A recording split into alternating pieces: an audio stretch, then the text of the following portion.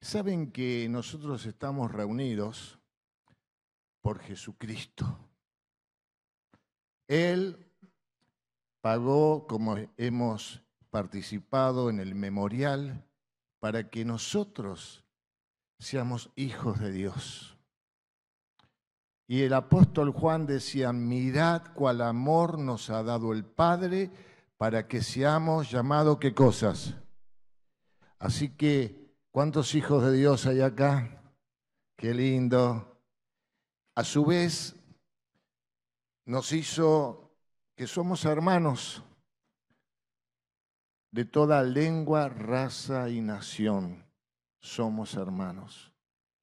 Y este Dios es maravilloso y nosotros tuvimos el privilegio de conocerlo y nos indica el apóstol Pablo escribiéndole a Timoteo en la primera carta, en el capítulo 2, algo que le recomendaba que hagamos. Dice, exhorto ante todo que se hagan rogativas, oraciones, peticiones y acciones de gracias por todos los hombres, y cuando dice hombres incluye a las mujeres y por supuesto de todas las edades. También dice que oremos por los reyes y por todos los que están en eminencia, o sea, los que gobiernan, para que vivamos quieta y reposadamente en toda piedad y honestidad. Esta es la voluntad de Dios. Esta es la voluntad de Dios. Miren qué tremendo si prestamos atención y de hecho los motivo y me motivo para que hagamos esto. Para que vivamos reposadamente en toda piedad y honestidad, porque esto es bueno y agradable delante de Dios nuestro Salvador, el cual Dios quiere, que todos los hombres sean salvos y vengan al conocimiento de la verdad, porque hay un solo Dios y un solo mediador entre Dios y los hombres, y ese es Jesucristo hombre, el cual se dio a sí mismo en rescate por todos, de lo cual se dio testimonio a su debido tiempo. Y yo estoy con este propósito, de anunciar que Dios quiere que todas las personas sean salvas y vengan al conocimiento de la verdad. Podemos recorrer varios testimonios que están en la Escritura de personas que son salvas. Ejemplo, cuando decía por los reyes, por los que están en eminencia, y a veces hay como una reacción de decir, tengo que orar, siendo que tiene un prontuario. ¿Y saben qué? Dios nos dice que sí. Y uno de los testimonios es de un hombre que se llama Zaqueo, y está registrado en San Lucas. Lucas fue el evangelista doctor. Hay un solo evangelio, pero está escrito por Mateo, que fue un ex oportunista político. El segundo, Marcos, que fue el sobrino de Pedro y que recibió todas las vivencias. Tercero, Juan, y tercero, Lucas, y cuarto, Juan. Entonces, Jesús fue a la casa de Zaqueo. Y Zaqueo tenía amistades donde había festicholas y la pasaban bien, pero Zaqueo tenía una necesidad, la necesidad de conocer al Dios vivo y verdadero que trae paz. Por supuesto que eso se transforma en algo vigente cuando uno recibe a Jesucristo. Y Zaqueo, en esa fiesta, estando Jesús, se puso en pie y dijo, si he defraudado a alguien, se lo voy a devolver. Y la mitad de mis bienes se lo voy a dar a los pobres. Y Jesús dijo, llegó la salvación a esta casa. Tremendo. Y hablando de la salvación en esta casa, me impacta el carcelero, que no sabemos el nombre, pero sí la localidad, era en Filipos. Y este carcelero estaba cumpliendo su función y había dos presos raros, porque habían sido golpeados, estaban en la cárcel de más adentro. El nombre de estos dos presos era Pablo y Silas. ¿Y saben qué hacía Pablo y Silas a medianoche? Estaban orando y cantando himnos a Dios. ¿Por qué lo hacían? Porque había algo en su interior que no le importaba tanto el sufrimiento físico. Pero eso produjo que hubo un terremoto. Y dice que las puertas de las cárceles se abrieron y entonces el carcelero se despertó. Y en ese tiempo, preso que huía, carcelero que pagaba con su vida. Y él estaba a punto de quitarse la vida, pero le dijeron, no te quite la vida porque estamos todos acá. Y él entró y dijo, señores, ¿qué debo hacer para ser salvo? Y Pablo y Silas dijeron, cree en el Señor Jesucristo y serás salvo tú y también tu casa. Porque la voluntad de Dios es que se salven todos, no algunos, no parte de la familia, que se salven todos. Y este carcelero, a los pocos días, lo sueltan a Pablo y Silas y los lleva a su casa, los hospeda en su casa. Y dice que se regocijó con toda su casa de haber creído a Dios. Y uno puede recorrer tantos testimonios poderosos y también en vivencias distintas de personas. Había un endemoniado que es re famoso y lo conocemos como el endemoniado gadareno. Dice que este hombre vivía gritando, se lastimaba, su casa, su refugio era el cementerio, los sepulcros, pero Jesús fue a ese lugar para buscar a ese hombre, porque Él no hace acepción de personas. Él no hace diferencias como solemos hacer nosotros. Y entonces este hombre se precipitó a los pies de Jesús y Jesús lo liberó. Y este hombre, al ser liberado, dijo, quiero irme con vos. Y Jesús le dijo, no vengas conmigo. Anda a tu casa y contale cuán grandes cosas ha hecho el Señor contigo. Tremendo. Yo pensaba, digo, cuando alguien acepta al Señor, nace de nuevo, es un bebé, tenemos que ayudarlo. Es cierto, pero no es excusa para decir, yo acepté a Cristo y nadie me ayudó, porque este gadareno, aunque estuvo solo, dice que se fue a publicar cuán grandes cosas ha hecho el Señor en su vida. Cuando uno experimenta a Cristo, te pueden decir, cállate, no hables, pero cuando Cristo está en nuestro interior, es tremendo. Ahora, hubo un hombre que nació en un hogar y se formó y empezó a ser maestro y vino de noche a verlo a Jesús. Y este supermaestro lo reconoció a Jesús como maestro y le dijo, maestro, yo veo de que has venido de Dios porque nadie puede hacer lo que tú haces. Y Jesús, en vez de estar explicando lo que él era y hacía y el propósito por el cual estaba, le dijo algo muy importante. Es necesario nacer otra vez. Y se quedó sorprendido. ¿Cómo un hombre viejo puede nacer otra vez? Y Jesús le dijo, lo que es nacido de la carne, carne es, pero lo que es nacido del espíritu, espíritu es.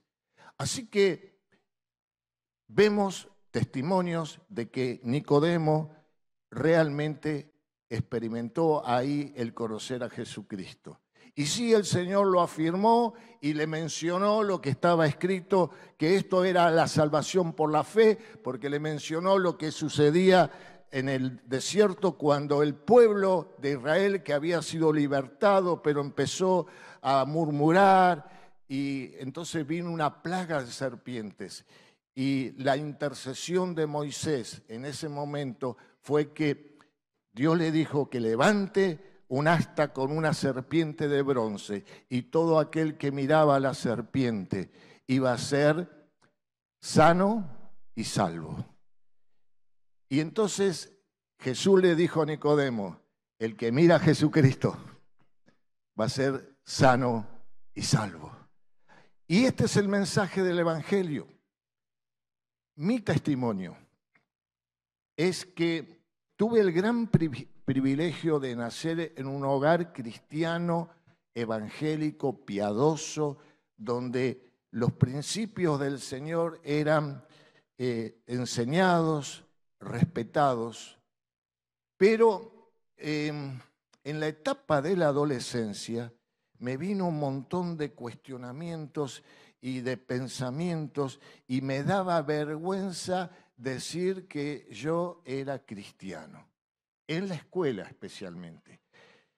Como fui a la escuela industrial y en ese tiempo eran solamente muchachos, zafaba, ¿no? Pero el peor día para mí era el lunes. ¿Por qué? Porque a la entrada o en el primer recreo se juntaban todos, nos juntábamos todos. Che, ¿dónde fuiste el sábado? ¿Qué chicas conociste? ¿Cómo te fue? Y de aquí y de allá. Y entonces me decían, ¿y vos dónde fuiste? ¿Y qué le decía yo? Y fui a la iglesia, ¿no? ¿Se imaginan? 13, 14, 15 años decir, sábado fui a la iglesia. Así que trataba de llegar sobre la hora y en el primer recreo era un sufrimiento, pero tuve el privilegio de conocer a un hombre por un casamiento de un muchacho de Morón con una chica de Junín, provincia de Buenos Aires, y entonces en ese casamiento conocí a un hombre que había sido jugador, mujeriego, por ende pobre, una tristeza en la familia, y él compartía el testimonio se emocionaba, caían lágrimas, conoció a Cristo. Y al conocer a Cristo, su vida fue transformada. Su esposa, que por ahí no podía decir de que andaba con otras mujeres, pero la realidad de que eran pobres, eran pobres. Dice la esposa, cuando este hombre conoce a Cristo, lo deja. O sea, lo bancaba en su vida, pero ahora lo dejó porque le dijo, nosotros somos católicos, apostólicos, romanos. Así que lo dejó. Y este hombre se quedó criando sus 3 hijos. Entonces, esto a mí me fue muy fuerte.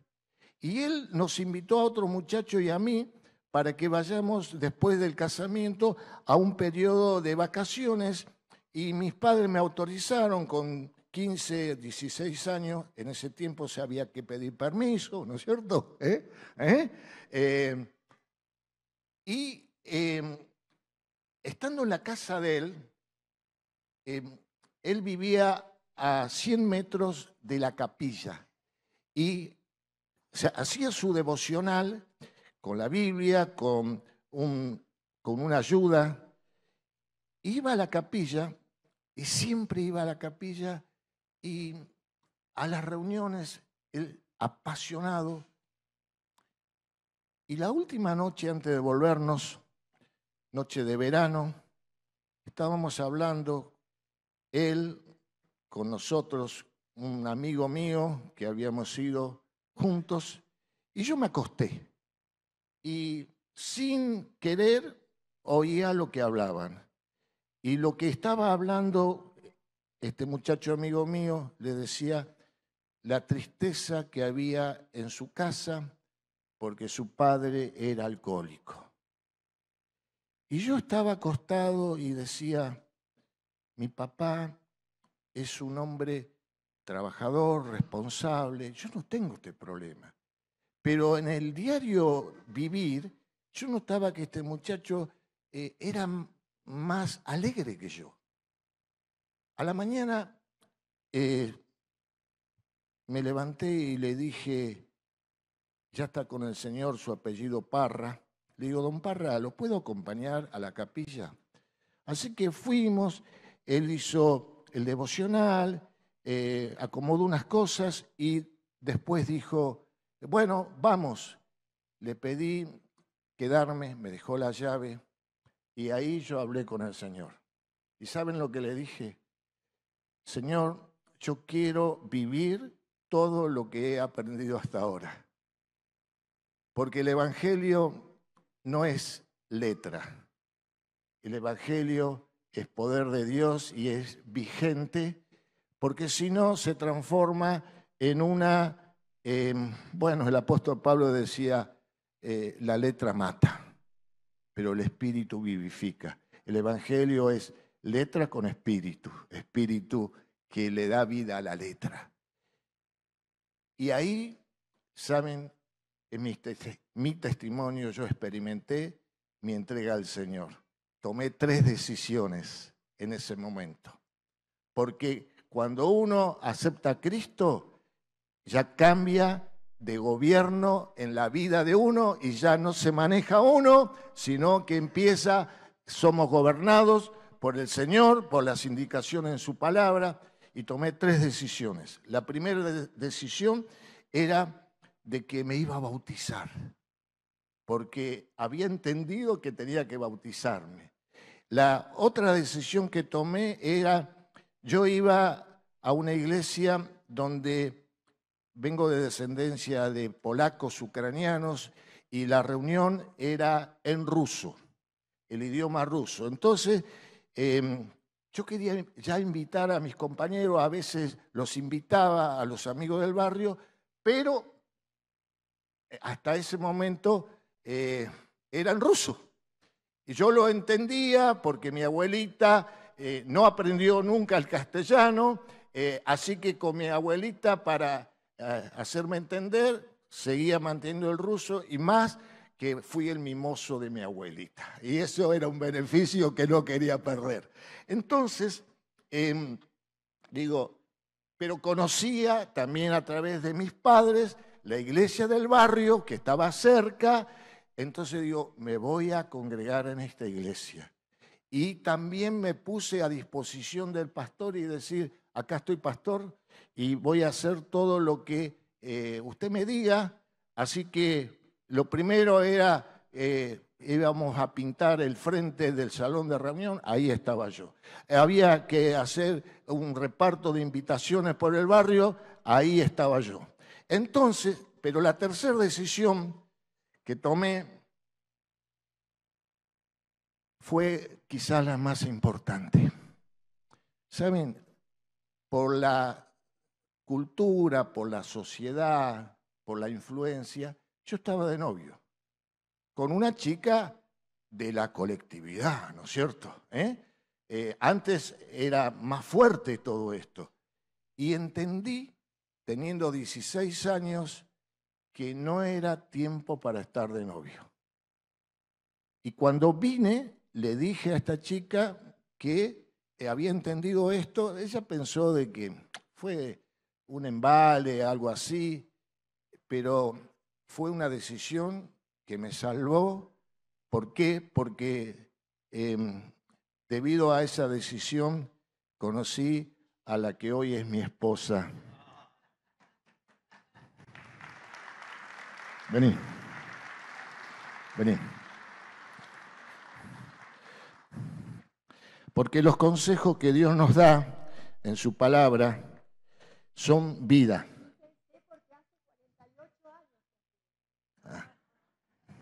Sí, vamos para 49. Y por razones de tiempo, no sigo hablando de esto, pero quiero preguntarte, ¿cuál es tu testimonio? ¿Recibiste a Jesús en tu vida? Porque lo que hemos escuchado y por el pastor Eduardo, hoy es un día de salvación.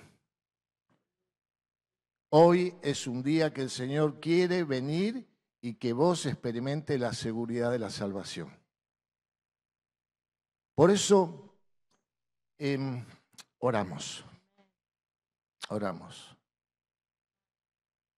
Todos los que estamos aquí, Señor, estamos porque reconocemos tu obra, tu persona, y aún hay una necesidad en nosotros.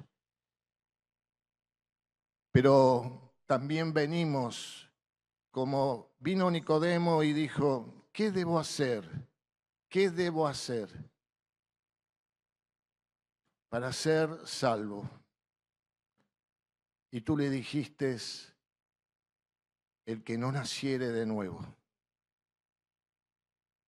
Año 1953, como dijo el pastor Eduardo, nací yo y nació él, pero hay una fecha del nuevo nacimiento que lo determinamos cada uno de nosotros. Hoy sea tu fecha de nacimiento nuevo. ¿Sí? En el nombre de Jesús. En el nombre de Jesús. Ahora, algo que también a mí me impactó muchísimo es que dice, el cual quiere que todos los hombres sean salvos y vengan al conocimiento de la verdad. Antes de la pandemia, empezó a surgir en mí, viendo, no juzgando, pero viendo inclusive en el seno de mi familia, tanto mis padres, mis hermanos, ¿dónde está el conocimiento de la verdad? ¿Por qué? Porque todos nosotros sabemos que al conocer a Jesucristo, que es el camino, la verdad y la vida, tenemos una vida abundante. Entonces, también yo veía que, ¿por qué no hay una sonrisa? ¿Por qué no hay una esperanza? ¿Por qué no hay vivencias enfrentando las situaciones de esta vida? ¿Por qué? Por el hecho de que Jesús dijo que en esta tierra vamos a tener aflicciones, pero que confiemos en Él y que vamos a tener que enfrentar adversidades. Creo que la mayoría de ustedes lo sabe, pero Eduardo dijo, tenemos 5 hijos. Nuestra hija mayor hace 14 años, conocida por muchos de ustedes, se mudó al cielo.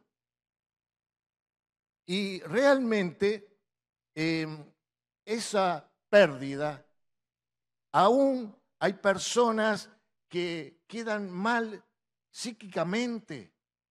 Algunos hasta se le terminó la vida. La extrañamos, pero hoy cantamos los que nos presidieron, los que van a venir. Esa es la esperanza que tenemos. ¿Saben qué? El Señor nos ha sostenido. Porque Él dijo, Él dijo, a pesar de que va a haber aflicciones, Él dijo que confiemos, pero Él dijo que Él iba a estar con nosotros todos los días. Así que el Señor está con nosotros todos los días. Y si el Señor está con nosotros, las adversidades las podemos enfrentar tomado de la mano de Él. Además dice que los que aman a Dios, del momento que lo hemos reconocido al Señor, lo estamos amando, queremos amarlo y demostrarlo, pero dice que a los que aman a Dios, todas las cosas les ayudan para bien. Y miren, dijimos que vamos para 49. Cuando nos casamos no había lista de casamiento, así que nos llenaron de platos, de vasos, ¿no es cierto? Después, Porque había profecías de que íbamos a tener muchos hijos. Hay gente que te mira y dice, vas a tener muchos hijos. Mi abuelita me decía eso. Bueno, pero nos regalaron un cuadro, de esos cuadros con un fondo de cartón, con el texto bíblico Romanos 8:28. Y ese cuadro, bueno, se cayó, se rompió el vidrio, después la humedad se destruyó, pero la palabra de Dios se hace vigente en momentos específicos. Así que los que aman a Dios, todas las cosas ayudan a bien. Pero es sorprendente de que en San Juan capítulo 8, versículo número 31, hoy en día que un judío reconozca que Jesucristo es el Mesías, es muy difícil. Lo estamos viviendo, pero acá en el versículo 31 dice, y dijo entonces Jesús a los judíos, ¿cómo continúa? Que habían creído en Él. ¿Y qué les dijo? Si vosotros permanecéis en mis palabras, seréis verdaderamente mis discípulos y conoceréis la verdad y la verdad os hará libres. Entonces, si la voluntad de Dios es que todos los hombres sean salvos y los salvos después vengan al conocimiento de la verdad, ¿qué es lo que nos hace libre de temores, de una vida desordenada que trae tristeza porque trae consecuencias? ¿De qué nos hace libre? De las influencias del enemigo. Entonces, Él quiere que yo viva de esta manera. Y conocerán la verdad y la verdad os hará libre. Entonces, algo que también es fundamental es que no solamente fuimos llamados para ser salvos para la eternidad, sino para que seamos hijos discípulos del Señor. Y el discipulado que fue el llamado del Señor, nos hace libres, nos hace libres. Y no voy a leer todo lo que sucede después, porque vienen argumentos. ¿Y saben qué? Basta de argumentos, porque los argumentos son frustrantes. Y este hombre que a mí me impactó, la esposa lo deja, pero él siguió adelante. Él siguió adelante. Y el hecho que después yo decidí seguir al Señor y quizás con poco entendimiento de lo que era el discipulado, pero dependiendo de las decisiones importantes, consultarlas y tener a un hermano amigo de oración para ayudarnos mutuamente. Esto nos da la posibilidad de vivir en libertad. Y lo tercero, para que empecemos a orar. Nosotros fuimos formados en una iglesia que no reconocían el bautismo del Espíritu Santo. Y leyendo la Escritura, personalmente me inquietaba mucho. Y había pasajes que yo los leía y tenía que saltearlos porque ese pasaje me hablaba a mí, pero la enseñanza decía que no. ¿Y saben qué? El que tiene hambre de Dios va a ser saciado. El que me busca, ¿qué dice el Señor? Me halla. Aunque algunas veces nosotros, los pastores, seamos cortos de entendimiento o no enseñemos totalmente, pero el que tiene hambre, no me estoy justificando. Yo quiero ser un buen siervo y fiel, y sé que Eduardo también, porque nos conocemos y hay temor de Dios. Pero el que tiene hambre, el Señor lo sacia.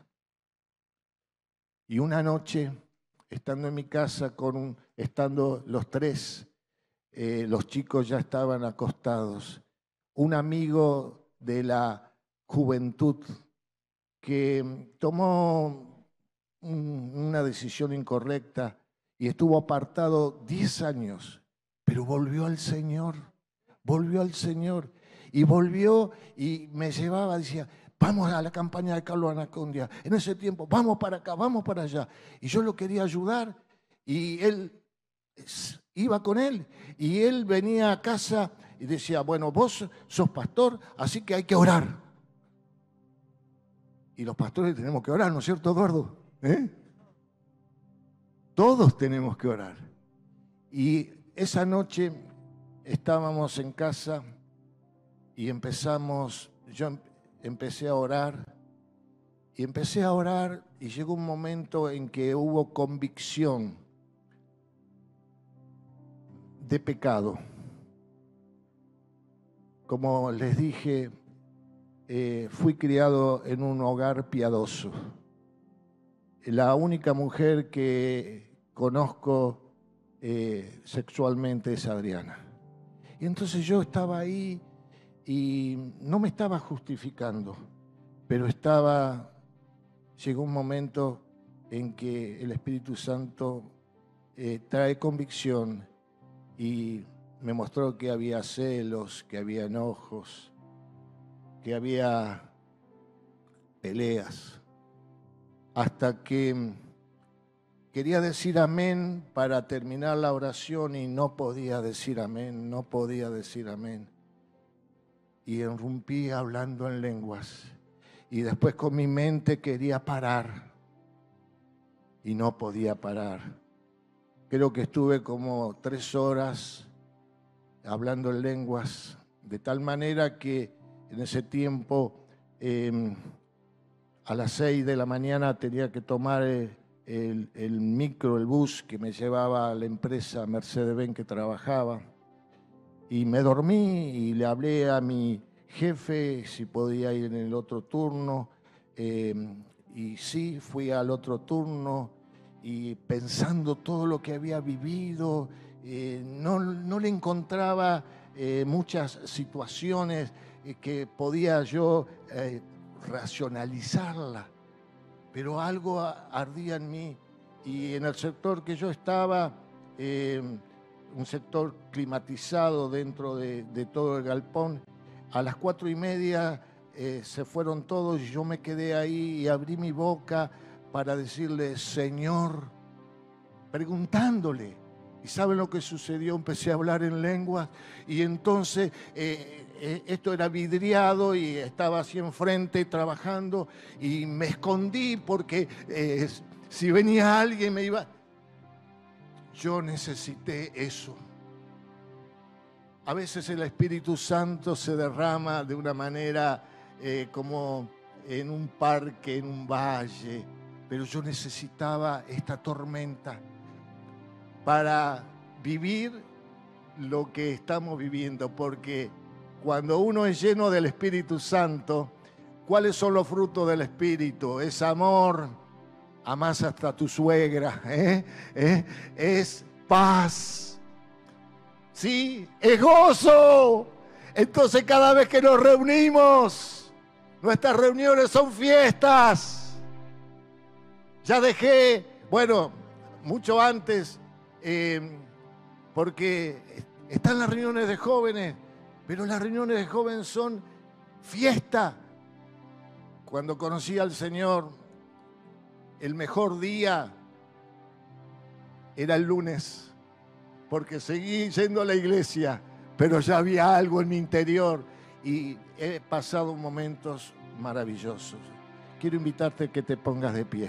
Saben que la voluntad de Dios es que hoy vayas a tu casa con la seguridad de la salvación. Que vayas a tu casa y experimentes la libertad que el Señor trae. Dijo Jesús a los judíos que habían creído en Él. Y permítame que haga este paralelismo. Dijo Jesús a los cristianos que se reúnen en renacer y conocerán la verdad. Si permanecen en mi palabra, conocerán la verdad y la verdad los hará libres. Y saben que el Espíritu Santo no se merece, el Espíritu Santo es un regalo de parte de Dios. Así que, ¿a cuánto le gustan recibir regalos? Miren, ni hablar de los nietos. Esperan que llegue la abuelita, yo atrás cargando, pero ella va adelante. ¿Y qué me trajiste, abuelita? Tenemos que ser como niños para recibir el regalo que el Señor quiere darnos. Ser lleno del Espíritu Santo. Aleluya, en el nombre de Jesús.